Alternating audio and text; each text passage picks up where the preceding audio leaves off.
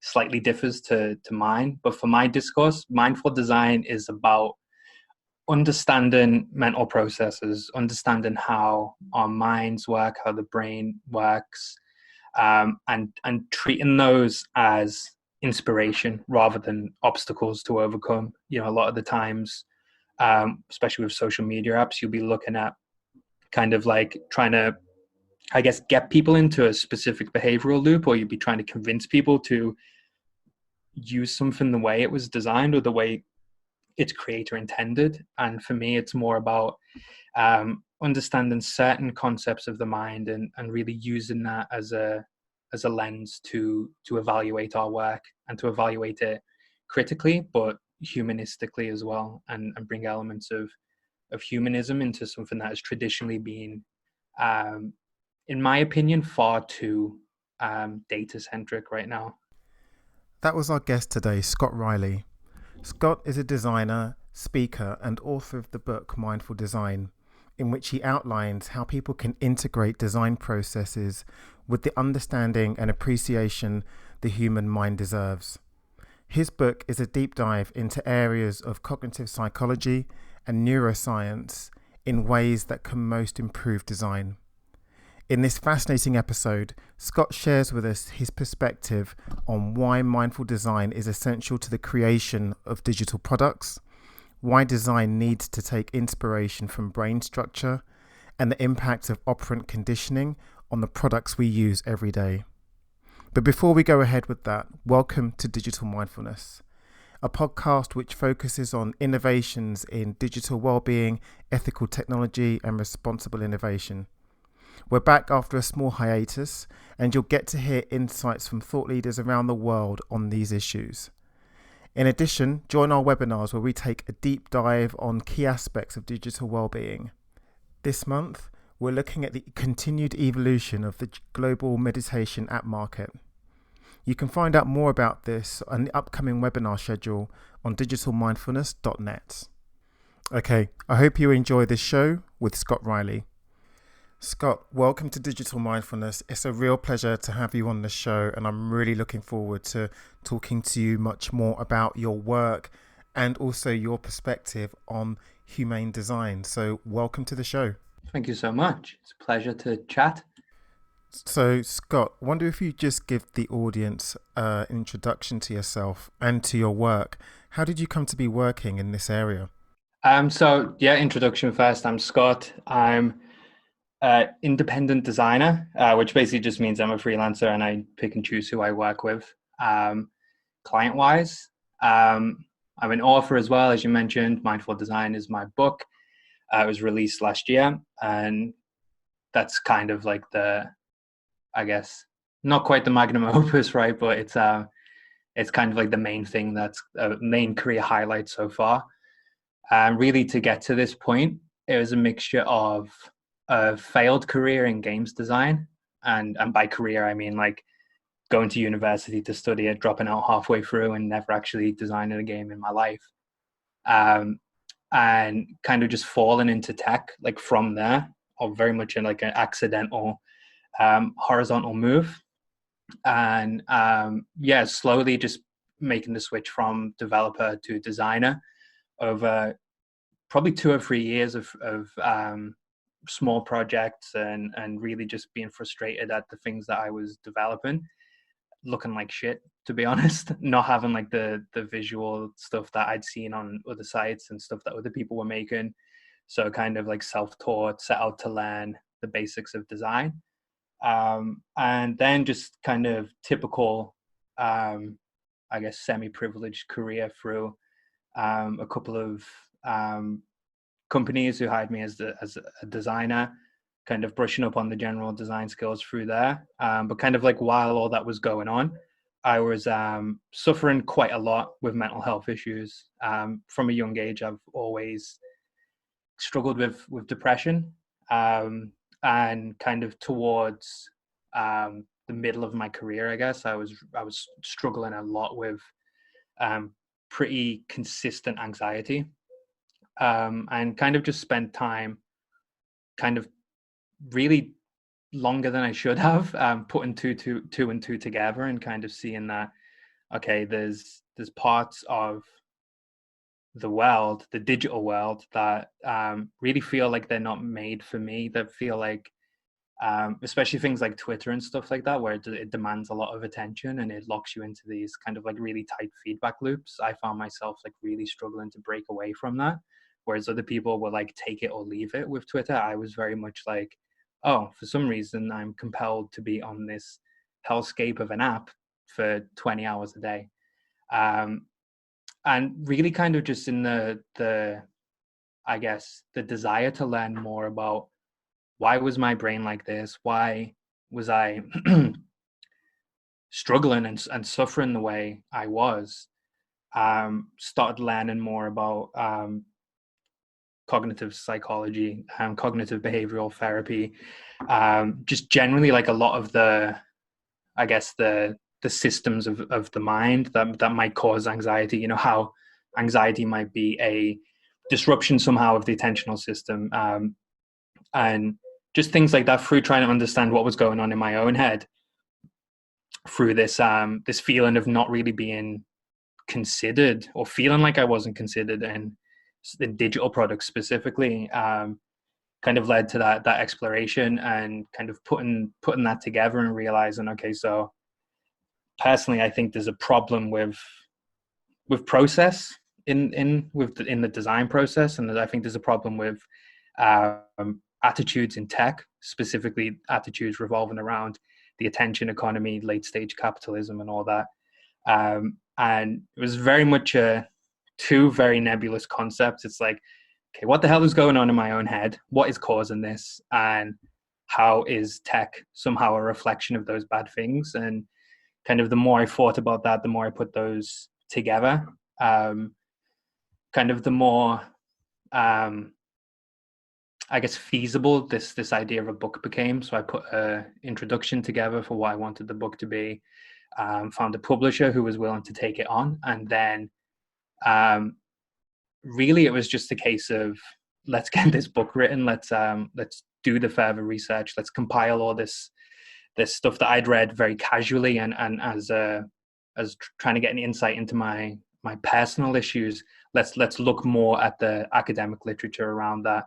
Let's get away from the self-help books, and more into, okay, well, the studies that those self-help books talk about, the baseline understandings of some of our mental systems, and let's look at that through a critical gaze of design's role in attention deficiencies, design's role in exploitation of mental processes, and all that stuff. So there's a very natural, not really natural, but a very kind of long, drawn out process to get all that information, and then very quickly, like, shit, let's write a book about this. So yeah, that's a very scattered journey to where we are now, with the book released and me trying to implement it with clients. You know, Scott, we're going to talk about the book in a lot more detail. But one thing I do want to pick up on, and this is mainly the main thread throughout the book, is the interrelationship between mental states or psychological processes and what we actually interact with in terms of our design. And you say that there's a very, very strong interrelationship between the two. And I want to really interrogate that a little bit more, because there is a growing chorus of people that say, actually, these mechanics that you're speaking about are really overblown, and their impacts on physical and psychological behaviors and well-being, it's overblown. So I'm wondering, on what side do you come with regards to that argument? I think there's a couple of angles I would approach that on. I would disagree with it personally, and just based on the research that I've been doing, and the personal anecdotal, not so much evidence, but experiences that I have.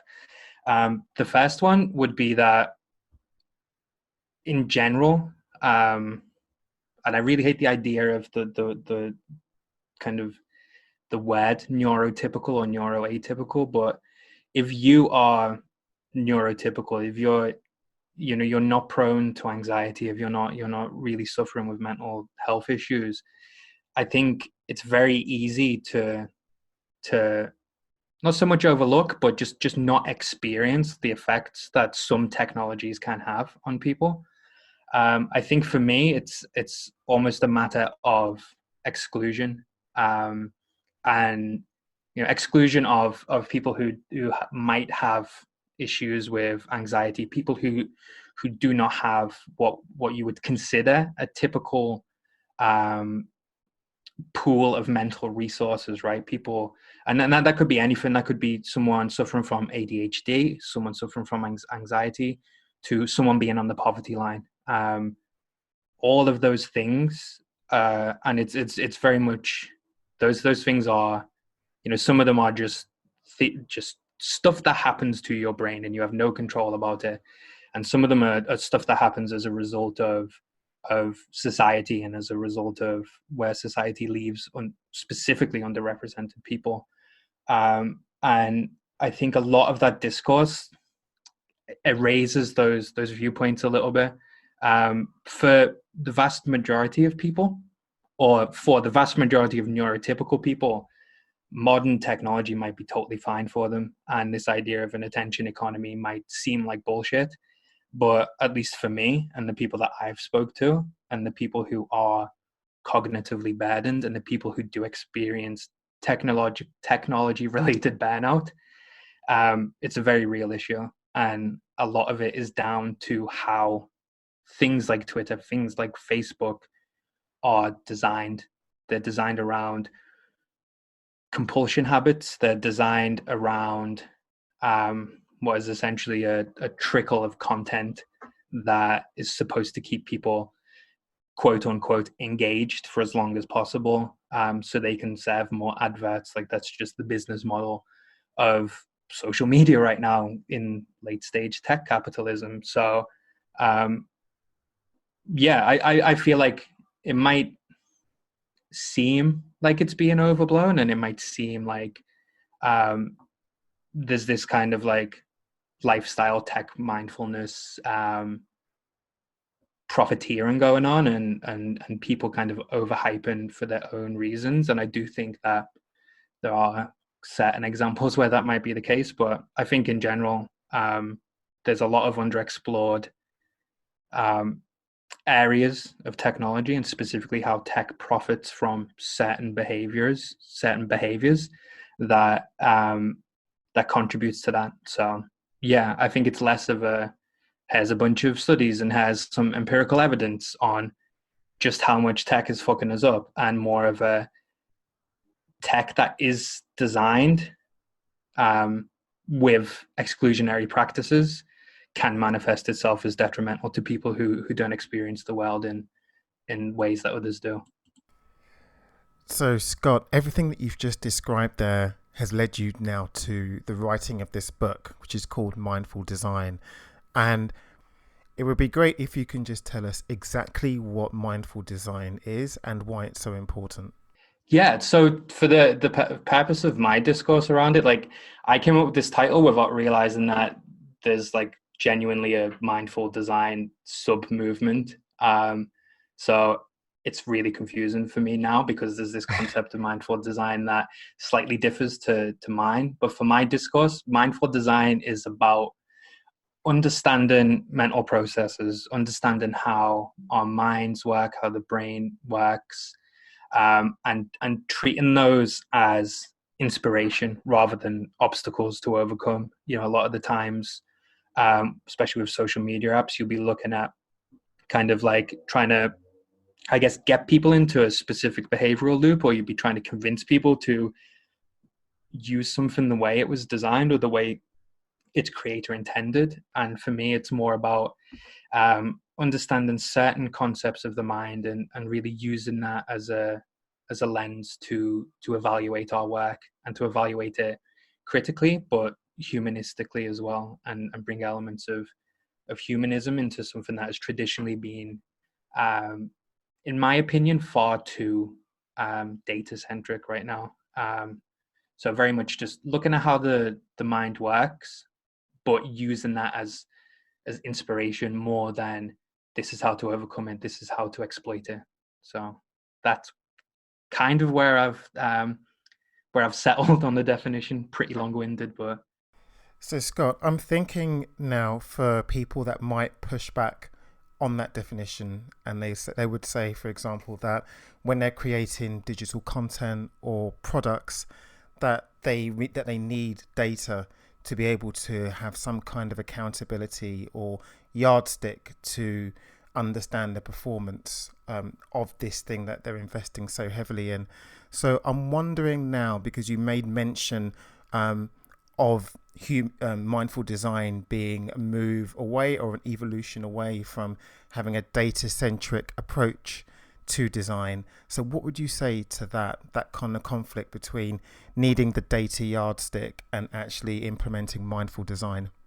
I fully understand that, and if I wouldn't have a career if I wasn't able to make the right numbers go up, which is part of tech. It's part of, again, I don't want to turn this into a massive radical socialist rant, but it's part of, you know, capitalism's hold on on tech right now, and it's a heuristic for performance, right? And yes, there's economies around tech.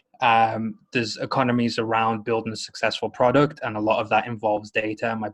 My point isn't specifically to eradicate data from the equation. It's to introduce more humanist approaches, seeing people as fallible human beings rather than numbers in a fucking mix panel dashboard, right? Without seeing people as um, changing ephemeral entities rather than hard data in a spreadsheet. So it's more to me about the juxtaposition and the idea that experienced and observed diverse behaviors should always override numerical averages. Keep data, use data as an insight, but before you make any decision based on data, do the ethnographic research, do the workshops, challenge those ideas from diverse perspectives, and don't just rely on data. Data is really easy to set up. It's really, especially if you have a pretty high traffic product or a well trodden product, it can provide multiple areas of insight. But when you start relying on data, or when you abstract humanity into numbers, that to me is when you start getting issues that Twitter has got right now, where it's extremely difficult to justify making an impactful change to a product like Twitter because of the metrics that they use to essentially see how profitable they are, see how feasible they are as a company, right? Like they are so, and I've worked on so many products that are so entrenched in the data that it's extremely difficult to make meaningful positive changes because there's that fear of, oh, what if we shake up this data?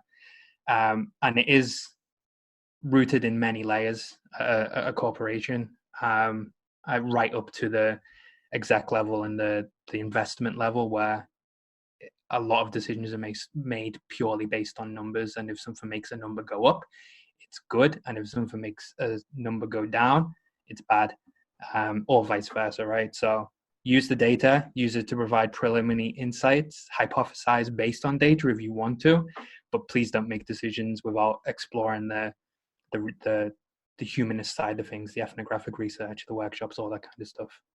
You know, Scott, one of the things that you mentioned previously was that, um, technology, the technology that exists at the moment, a lot of it profits from certain behaviors, and that some tech is designed with exclusionary practices. And I'm wondering if we can talk about that in the context, particularly of attention and distraction, which is your first chapter. How does that work then, particularly with attention? I think understanding what distracts us and understanding the imperatives behind distraction and how the attentional system works. So we are not so much designed as humans, but it's in our nature as humans. Our attentional system works in a certain way where we are quite easily distracted. And whether that's a startle impulse, whether that's an emotional distraction. There are things that, whether it's through how they stand out or whether it's through creating a supposedly serene experience and then interrupting that at certain times, that relies on kind of this um, evolutionary imperative to be distracted, which generally from the research I've done looks to be one of those things where we spent a lot of time running away from shit that wanted to eat our face. So when we're out kind of hunting and gathering and all that stuff, we needed to be alerted to sounds and sights and movement. So we didn't get our face eaten off by a lion or a bear or anything like that. And that imperative is still within us. We still have this startled reflex within us, and we are distractible by nature. And I think as well, kind of like a lot of old school designs relied on that, especially kind of like back when you couldn't move on the internet for pop-up ads, right? And back when, um, even a few years ago when auto-playing video was a thing, these are all things that not so much hijacked our attentional system, because I think that's a bit strong of a word, but very much like relied on our startle reflex and our ability to be distracted to bring our attention to something else and distract us from the task at hand.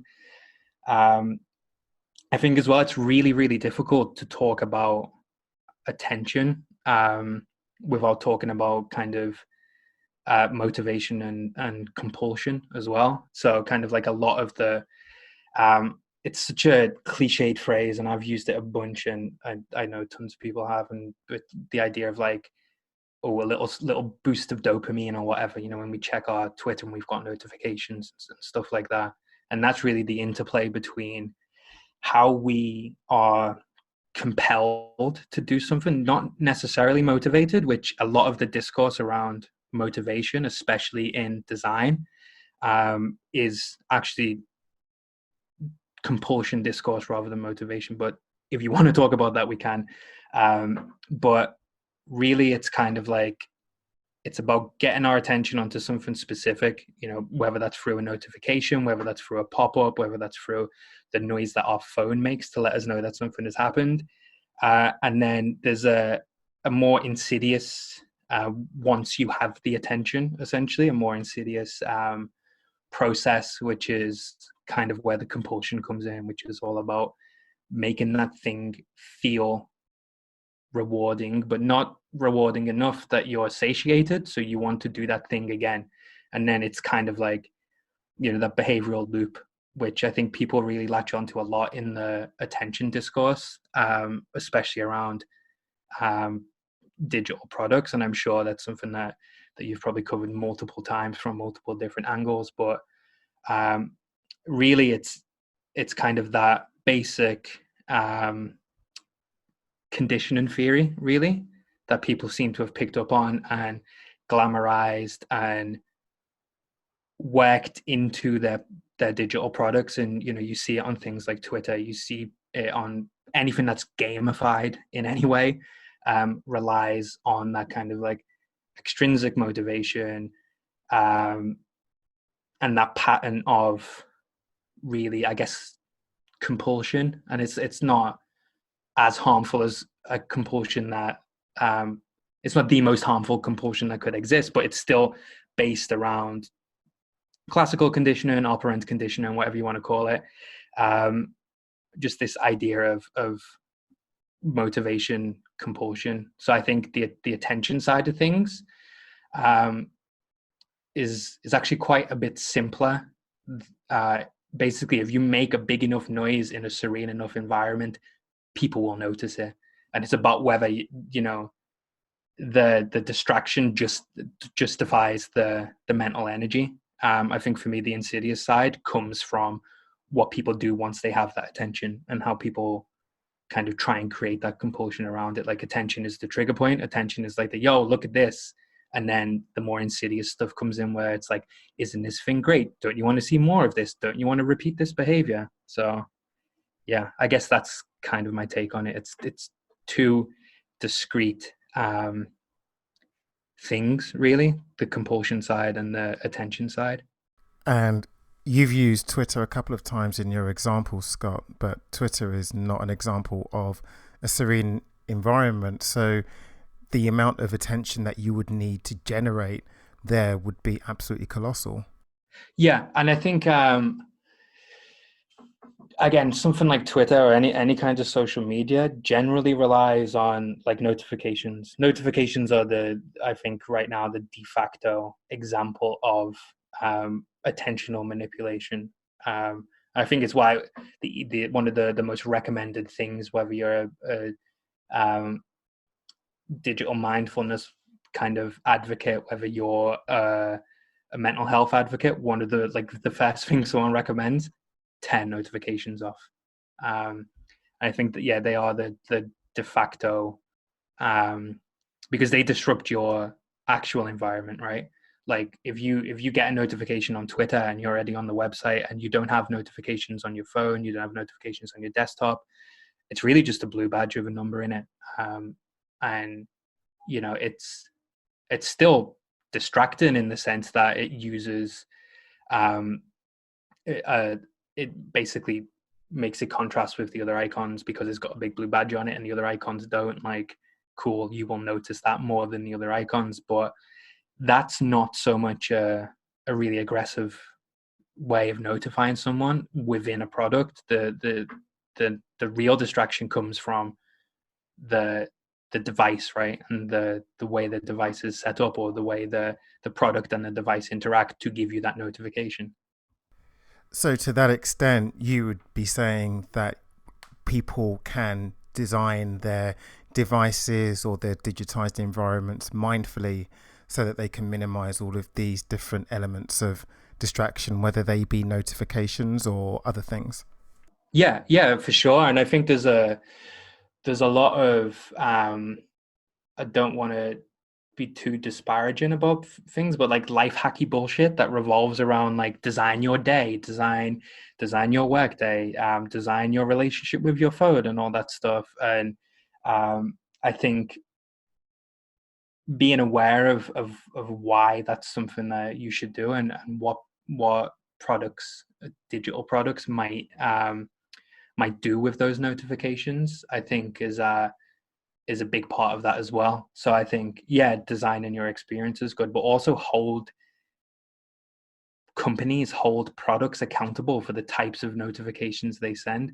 Some of the notifications you get, I keep notifications off. My phone is permanently on do not disturb, and I'll check periodically. I check my emails like twice a day. I check Twitter like 400 times a day, and it's still an issue, and it hasn't fixed my um, absolutely toxic relationship with Twitter at all, but I don't get notifications. And specifically because some of the notifications I get from certain products are the biggest load of bullshit you will ever see in your life.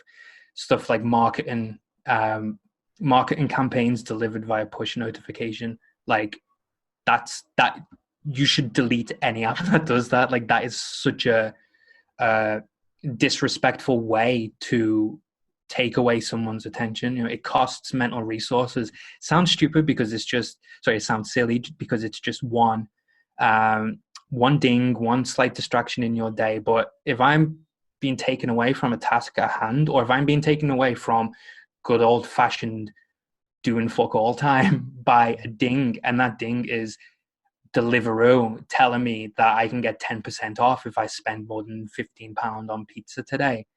Like that to me is a violation of what I've allowed this product to do in my life. And it does sound hyperbolic. It does sound, you know, really, really exaggerated. But when you enable notifications for a specific app, you are essentially inviting that app into your headspace. You're inviting that app, you're giving it permission to disrupt you and distract you. And I think the way many apps use notifications these days is bullshit, really, and it should really be challenged. Scott, you're absolutely right. And certainly for my part, I can't express how much dissatisfaction I feel when when I get these texts or I get these, I absolutely do suffer from notification fatigue, because it's impossible to know when it does go off, outside of my peripheral vision, whether these notifications are important or not, and invariably they're not. But in the book, you do talk at length about what happens at a neurological basis when we start to get all of these notifications and all of these distractions that do come to us from digital services. And I wonder if you can share with the audience a little bit more what is actually going on at that level, at the neurological level, when we do become distracted by these different artifacts. Um, so I mean, from a kind of, I guess, a cognitive perspective, the a notification is a purposefully distracting thing. So the first thing that generally will happen when we receive a notification is our attention will be taken away from whatever we were doing at that point in time. And if we weren't doing anything, there's a whole set of discourses around the default mode network and our brain's resting state and how important uninterrupted um, awake resting states are to us. So we're either doing something that we deem as important because we have, set our mind to doing something, or we are getting some very important kind of relaxation time and mental meandering. Um, so the first thing that a notification will do is it will disrupt us away from that thing, whether that's something we are doing or whether that's the absence of anything to do. So kind of through sound, through haptic feedback, via vibrations, and a lot of times through visual feedback as well. If it's a push notification coming on your phone while you are doing something productive on your phone, if that's possible, it's a very strong visual distraction as well. Like the notifications are designed to distract. That can be good or that can be bad. And then once our attention is taken away from that, we are essentially in potentially in a task positive state, which means that shit, there's work to be done. There's something I need to do. If the notification is useful, then the distraction is welcomed. And we may address the notification, or we may just feel like, oh, cool, that's good to know. So if it's a text message saying your flight is delayed, right? That's important information. You were chilling in the airport, writing, I don't know, half a chapter of your book because you got there super early. You get a message that distracts you from your writing that tells you, you've got 2 extra hours to work on this. That reframes the task you were doing. It's a useful notification. If, which happens to me more often than not, it's a pointless notification, then you expend mental energy not only checking the notification. When we are distracted, it's very easy for us to kind of, I guess, or it's very difficult for us to get back to what we were initially doing straight away. Some people are better than it at others. Some people are some people have ADHD, some people have issues with their attentional system where it's actually really hard for them to get back to what they were doing. So every switch of attention in that chain costs mental energy. The glucose stores in the brain are being depleted as it's happening. And the more we switch attention, the more mental resources we use until we get to the end of the day or the end of the week and we have nothing left to give mentally because we've been so distracted and so all over the place with what we were trying to do. So it's a really kind of naive baseline level of what's happening with our mental resources and our mental systems through that kind of distraction imperative. So going from that then, Scott, I've got a couple of questions. And the first is, as awareness of bad design, as you've just outlined, becomes much more pervasive, do you think that it's going to become prohibitive for companies to design products and services in this way?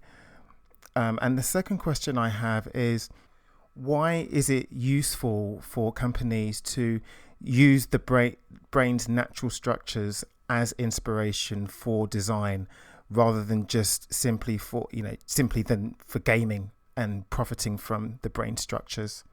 Two really good questions. So, firstly, is it going to challenge people who currently design like this? I absolutely hope it does, and I think within the design industry now there is a push towards more kind of systemic thinking.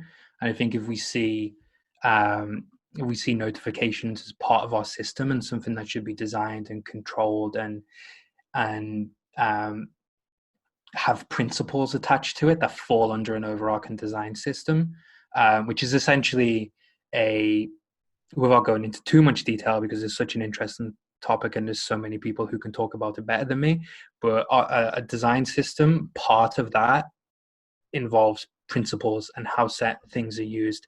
So you might have like a notification badge as part of your design system, but then you would also say, this is when you should use it. This is the level of impact this thing should have. And I think as we think more systemically as designers, the idea that we can bring principles around things like notifications, things like transactional and marketing emails, and as well things like real world impact and social impact within our principles, not only as designers, but under a company or a product as a whole. So I think there's a challenge for it. It absolutely should get people to stop designing like this, because to me it's exploitative design. It latches on to primitive mental processes that we can't control as much as we can control, as much as I can control if I wake up fucking depressed tomorrow, right? Like it taps into something that is very difficult for us to keep track of, or very difficult for us to realize when we are using mental energy up in that way. So that to me should be treated with a lot of caution, but at the same time, this systemic thinking in design, um, I think, is bringing the idea of principles and system-wide principles to the forefront, which I think is a really, really good movement right now. So yeah, that answers the first question. Can you repeat the second one? Sorry. Sure. So the book is really a call for people to design for humans the way human beings actually are. And I'd just love you to talk about why it's so important, not just from an ethical perspective, but why it's also useful for the technology sector as a whole and our digitized society for products to be designed in this way. Yeah. So I think for me, a lot of the discourse around kind of mental processes in design is quite negative and quite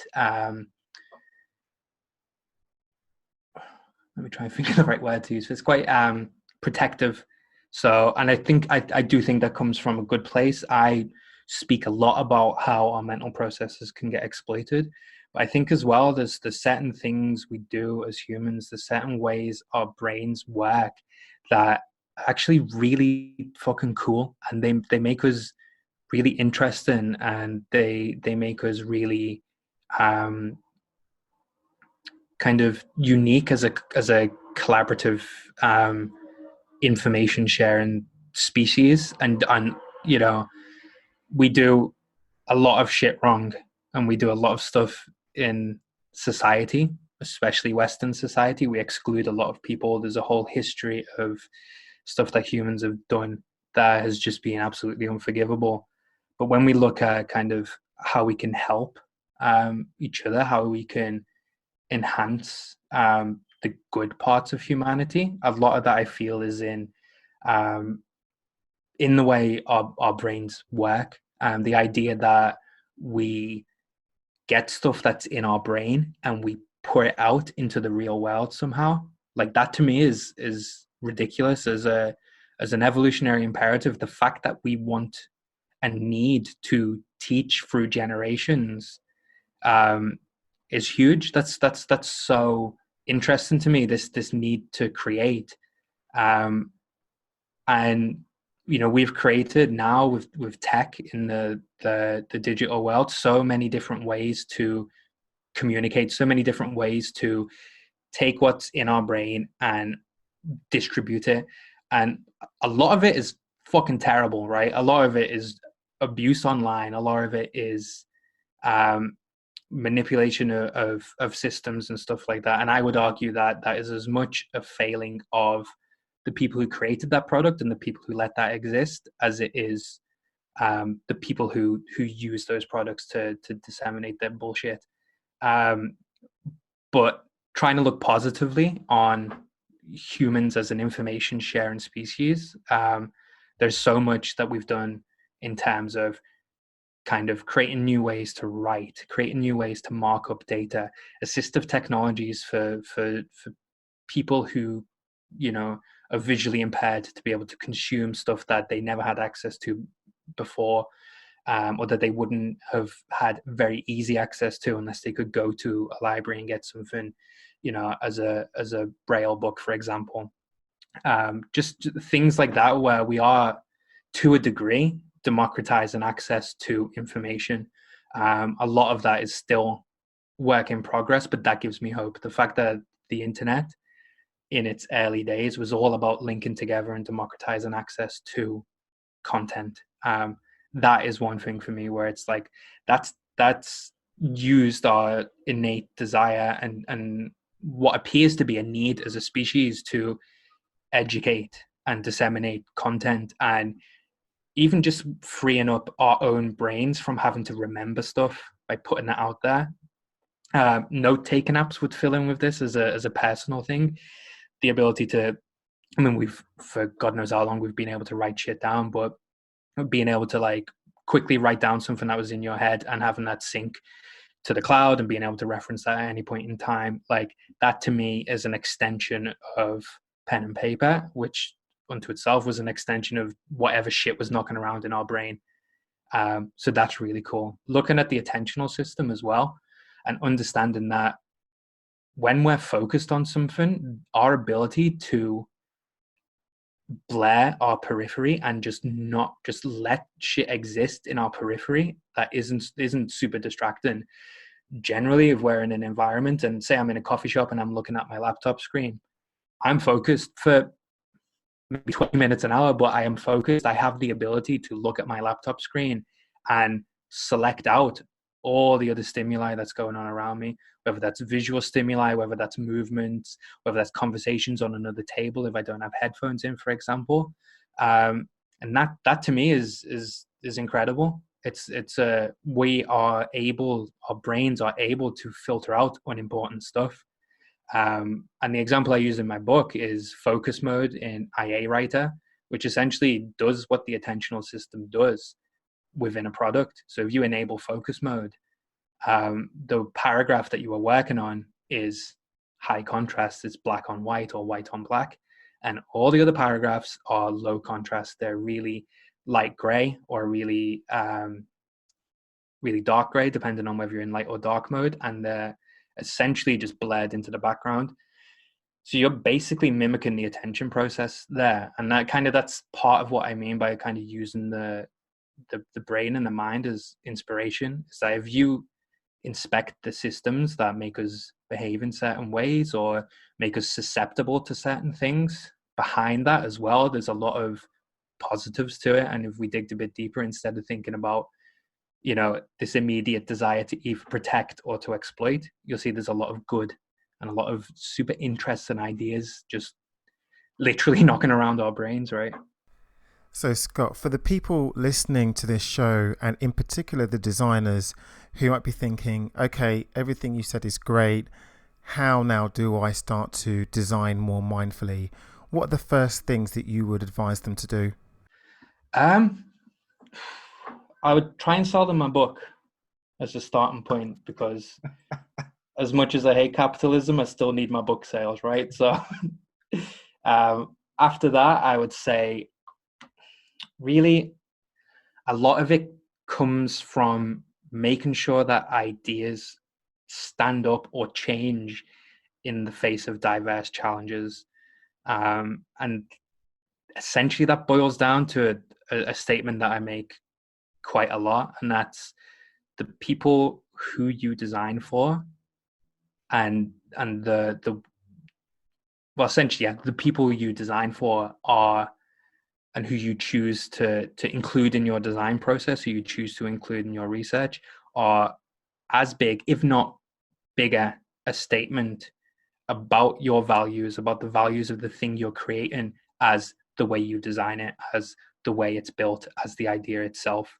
So if you are not looking at ways that your product can be misused, if you're testing it on a bunch of white dudes, if you are building it as a bunch of white dudes and you are not putting it through a diverse range of employees and paid research participants, then you are going to create a naive product. Naive products can be exploited themselves. They can be used to further oppression.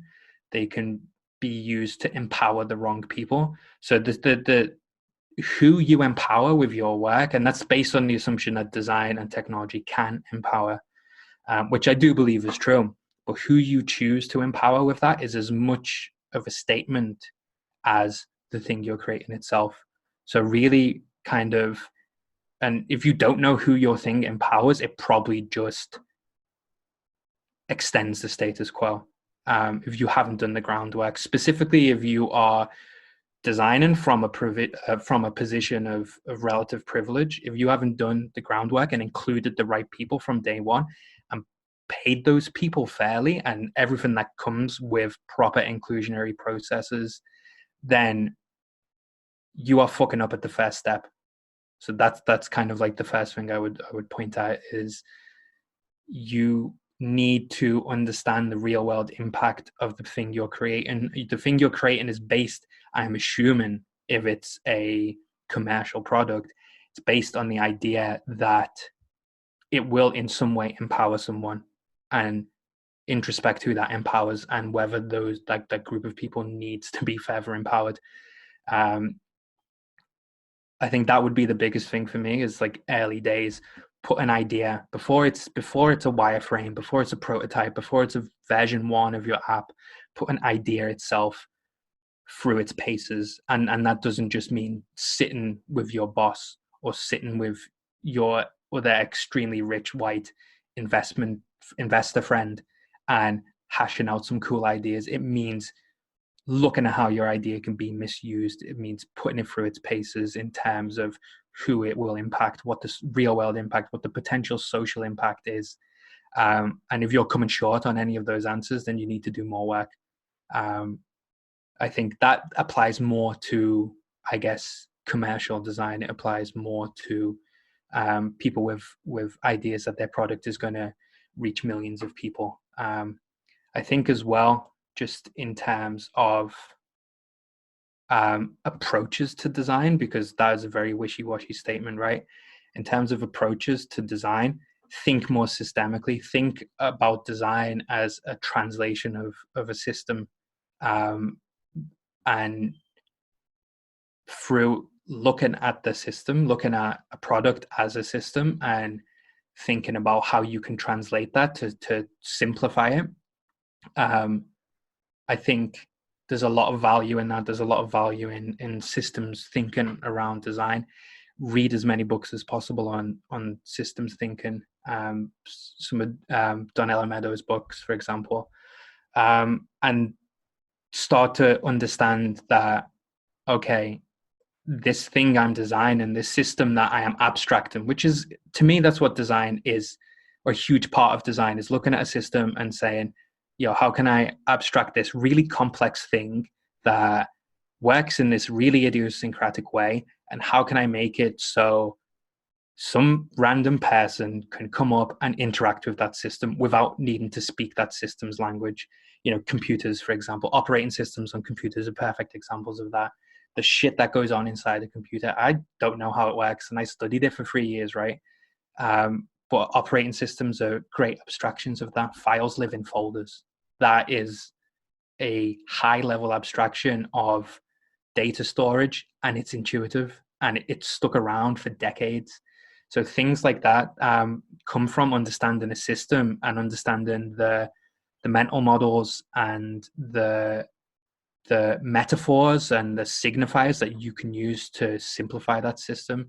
And with those skills, you can simplify and analyze the systems that your product will exist in as well, which, think about the the society that you'll be putting this thing out into.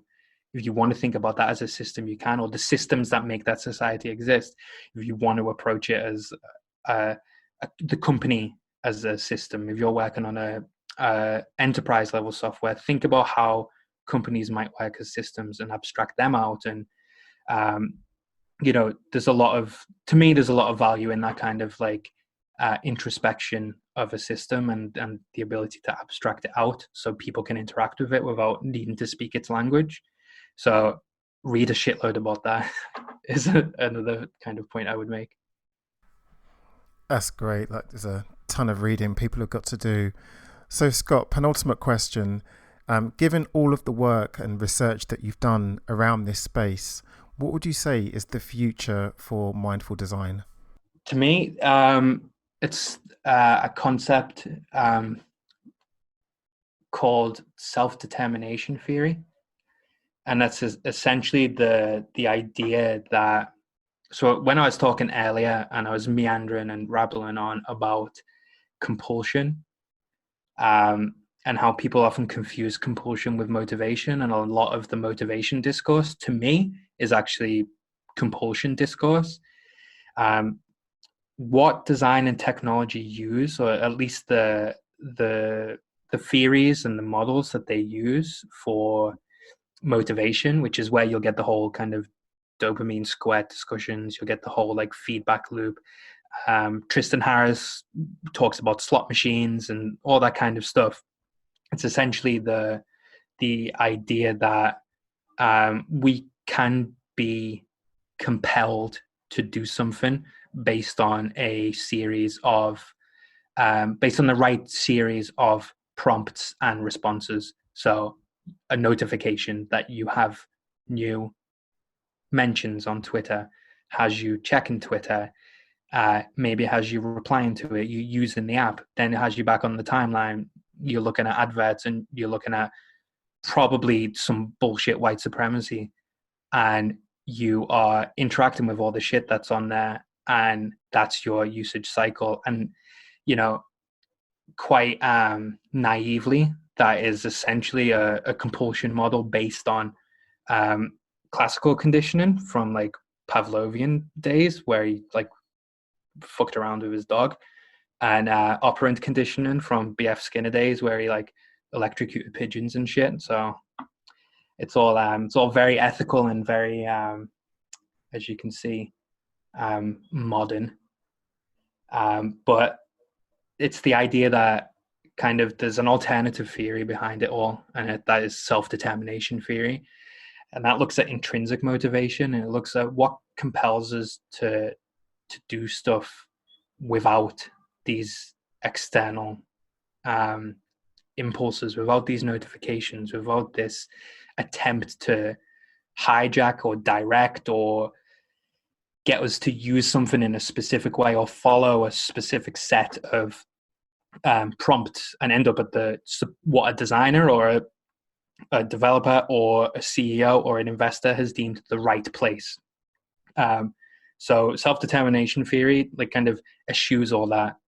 It's not a like classical condition and operant condition are proven things.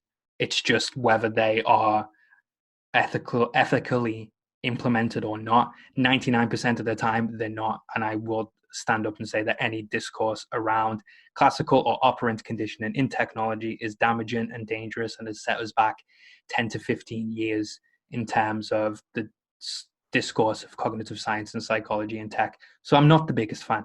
So I'm kind of biased in that there's this alternative theory around motivation, specifically intrinsic motivation, called self-determination theory, which basically says that anything we are motivated to do something, and we might find pleasure in doing things that give us a feeling of three different things, and that is competence, autonomy, and relatedness.